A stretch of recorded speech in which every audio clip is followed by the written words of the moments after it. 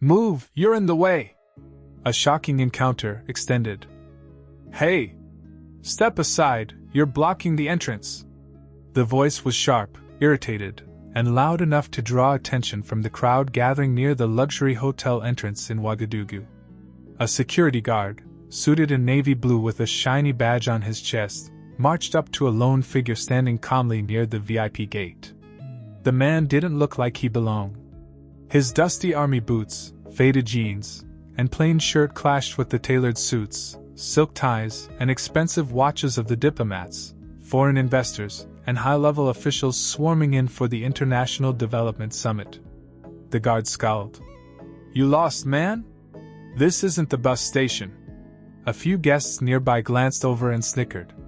One European delegate smirked and muttered, "Probably a farmer who thought this was some kind of public meeting." Another laughed louder. "Tell him to come back when he learns to dress." The young man, in his early 30s with sharp eyes and the quiet confidence of someone who had seen much, remained silent. He didn't argue. Didn't react. His arms stayed folded across his chest. He simply scanned the entrance and looked at the faces, some full of arrogance, others full of assumption. Then, with no emotion, he reached into his pocket, dialed a quick number on his phone, and whispered a few words in Moor, one of Burkina Faso's native languages. The guards didn't think much of it. To them, he was just another local standing in the wrong place at the wrong time. But in less than 2 minutes, everything changed. Down the street, a motorcade of black SUVs came into view, windows tinted, flags fluttering. Police sirens briefly wailed, parting traffic as the convoy approached the building. A team of armed presidential guards rushed toward the entrance, forming a protective ring. Confused murmurs filled the air. "Is this for a president? Who's arriving now? I thought the VIPs were already inside." Then the moment of shock struck. The plain-looking man who had been mocked, ignored, and insulted, stepped forward. A member of the elite security team opened the door for him, saluted, and addressed him with full military protocol. "Mr. President, everything is ready." Gasps rippled through the crowd. The same officials who had dismissed him as a nobody now stood frozen, mouths slightly open, their eyes wide with disbelief. The man in dusty boots was Captain Ibrahim Traore, President of Burkina Faso, a revolutionary leader, the youngest head of state on the African continent, and the very person everyone had gathered to hear. He turned briefly, locking eyes with the security guard who had barked at him just moments ago. No anger. No vengeance. Just a calm, unshakable presence, the kind that only comes from a deep sense of purpose. The tension was thick. The room that had mocked him moments earlier now couldn't look him in the eye. He didn't need to say a word. His presence spoke louder than any speech. And what happened next would make headlines across the world. Before he ever stood at a presidential podium, Ibrahim Traore stood in the dust, as a student, a soldier, and most of all, a son of the soil. Born in 1988, in a small village in Burkina Faso, Traore wasn't born into luxury or privilege. He walked the same dirt roads that millions of Burkinabés still walk today, barefoot, under the scorching sun, carrying the weight of survival on young shoulders. His father was a humble worker. His mother, like many African mothers, was the silent pillar of the home, raising her children with discipline and dignity. From an early age, Traore saw the reality that many politicians ignored, a nation rich in gold, but poor in hope. He was a bright student, earning a spot at the University of Ouagadougou, where he studied geology, not politics.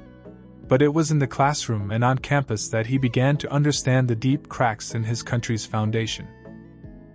He watched international companies exploit Burkina Faso's natural resources while villages had no clean water or electricity. He saw soldiers dying in the north, fighting terrorists with outdated weapons, while corrupt officials drove luxury cars bought with foreign aid. That fire within him could no longer be buried. Instead of choosing comfort, he chose the uniform.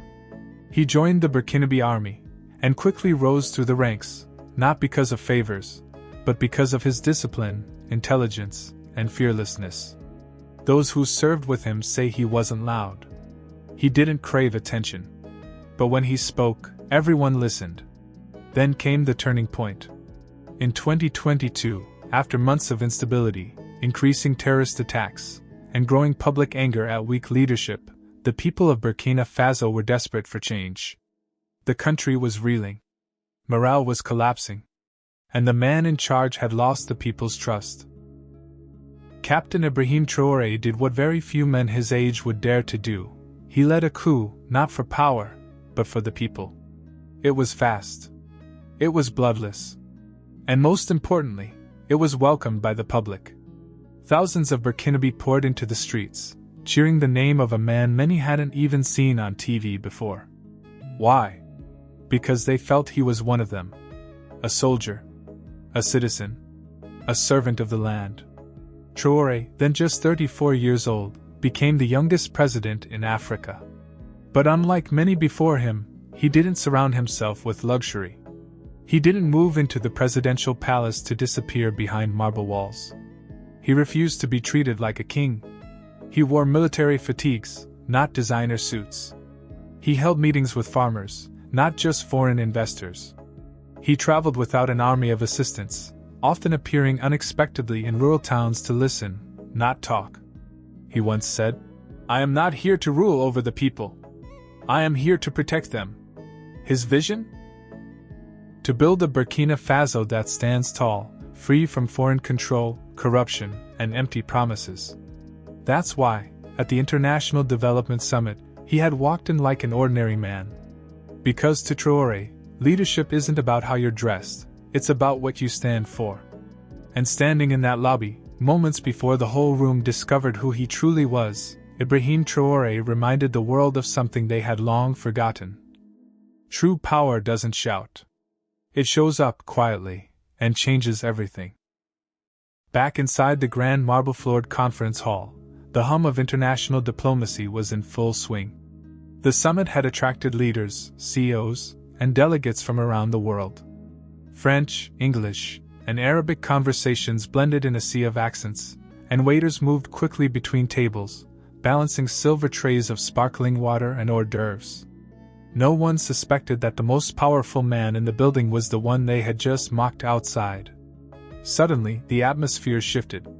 From the far end of the hall, a tall man in military uniform entered with silent authority, followed by elite guards in tactical gear. Their eyes were sharp. Their movements, precise. The room began to stir. "Is that? No, it couldn't be." Then the crowd parted as the same man in the dusty boots and plain shirt walked calmly toward the stage, this time, surrounded by national security and salutes. The host of the event, a polished diplomat in a blue suit, froze mid-sentence. He glanced down at the schedule in front of him, eyes widening in panic. He had been waiting for a presidential arrival, but he hadn't realized the president had already arrived and been standing at the door the whole time. He fumbled with the microphone. "Ladies and gentlemen," he began, his voice shaking slightly. "Please rise for the President of Burkina Faso, Captain Ibrahim Traoré." For a second, no one moved. All heads slowly turned toward the man they had overlooked. Gasps. Dropped jaws. Whispers turned to silence. The security guard who had yelled at him earlier lowered his head in embarrassment, frozen in place. One of the officials who had mocked him earlier visibly swallowed hard, his face pale. No one dared make eye contact. As Traoré stepped up to the podium, there was no music, no flashing lights, just raw presence. He wasn't wearing a gold sash or a jeweled pin. He still looked like a soldier. Like a citizen. Like the people he served. He adjusted the mic, took a deep breath, and then, in a calm and steady voice, began. "Before I am a president, I am a son of Africa. I walked through those doors today like any other Burkinabe, because that's who I am." You could feel the discomfort in the air. Some people shifted in their seats. Others stared down at their hands. Traoré continued, his tone clear and honest. "If I can be treated with disrespect because of my clothes, imagine how our miners are treated. Our farmers. Our mothers in the market. Every word landed like a hammer on glass. He wasn't angry. He wasn't shouting. But he was holding up a mirror, not just to the room, but to the entire system that had allowed status and money to become more important than dignity and respect. Then, turning his eyes to the row of foreign delegates sitting in the front, he paused and dropped a truth that shook the hall. For too long, Africa has opened its doors to those who only come to take. But we are not beggars. We are not your projects. We are builders of nations. And this, he motioned to the crowd, is a new generation. At that moment, the audience wasn't looking at just the president. They were looking at a revolution in human form. The clap started slow, then faster, louder. Within seconds, the room erupted into a standing ovation, not just from Burkinabe citizens, but even from some of the same people who had laughed earlier. Ibrahim Traore didn't just take the stage, he took back the narrative of what African leadership looks like. Not a puppet, not a poser, but a protector, a patriot, a president. As the applause faded, President Ibrahim Traore gripped the podium, not with the air of a man seeking praise, but with the quiet strength of someone carrying the hopes of millions. He looked over the room, scanning the eyes that now watched him with a mixture of respect, regret, and awe. And then he spoke again. I walked in here today in plain clothes not because I forgot I'm a president, but because I remember that I'm a citizen first. You could feel it, the shift. The way people leaned forward, listening not just with their ears, but with their hearts. I am one of you. I don't lead from above, I walk beside my people. He paused. His voice never rose, yet it echoed like thunder. He spoke of mothers carrying buckets of water for kilometers, while international companies drained rivers to wash gold. He told the room about young boys in the countryside fighting terrorists with worn-out rifles, while top politicians flew over their villages in private jets. How can we ask our people to believe in a nation that does not see them? He asked. The room was silent, not out of politeness, but reflection. Then he turned to the foreign investors and development experts seated near the front, many of whom had flown in on first-class tickets, expecting handshakes and photo ops. We welcome partnerships, Traore said. But not partnerships built on pity, power games, or exploitation. If you come to Africa thinking we are weak, you misunderstand who we are. We are rich, not just in gold, but in courage, in culture, in youth, and in resilience. There was no anger in his voice, just unshakable clarity. He looked toward the cameras, knowing his message wouldn't stop at the walls of the summit hall. It would travel across borders, across platforms, across generations. Then he said something that would soon go viral across the continent. We don't need to wear a suit to speak truth. And we don't need to bow to be respected. A single clap rang out. Then another. And another. Soon, the room erupted again, not the polite applause of diplomats, but the raw, rising respect of people realizing they were witnessing the beginning of something bigger. In just a few minutes, Ibrahim Traore had dismantled the image of power that many in the room had believed in all their lives. He showed that leadership wasn't about sitting on gold-plated chairs or signing billion-dollar deals behind closed doors. It was about showing up, simply, honestly, and with purpose. And the most remarkable part? He hadn't raised his voice once. That's the kind of man Ibrahim Traore is. Not loud. Not flashy. But unforgettable. He ended his speech with a phrase in French, his voice low but firm. Le peuple d'abord. The people first. Then, without waiting for cameras or fanfare, he stepped down from the stage, and walked back the same way he came. No entourage. No spotlight. Just the sound of footsteps. And the weight of truth following behind him. By the time Ibrahim Traore exited the summit hall, the mood inside had transformed completely. Gone was the arrogance. Gone was the mockery.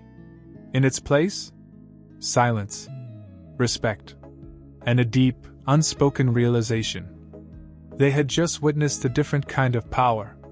That day, in that single moment of mistaken identity, Something far bigger happened than just a personal insult. The world had looked at a man, and judged him by his clothes, his quiet demeanor, and the dust on his boots. They didn't see status. They didn't see luxury. And because of that, they assumed he was nobody. But Traoré didn't need to prove himself. He let the truth prove itself. And that's the lesson, not just for Burkina Faso, not just for Africa, but for the entire world. True leadership doesn't demand respect.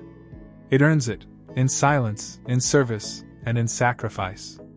Ibrahim Traoré reminded everyone that day that a leader doesn't need a red carpet to walk with dignity, that wearing a crown doesn't make a king, but walking with the people does. That youth is not a weakness, it's a weapon, if wielded with wisdom. As the sun set over Ouagadougou that evening, photos of the summit began circulating online. But it wasn't the fancy suits or the international banners that people were talking about. It was the man who had been insulted at the door, and left as the voice of a continent's future. In villages across Burkina Faso, farmers watched his speech on cracked smartphone screens and old TVs powered by car batteries, and nodded with pride.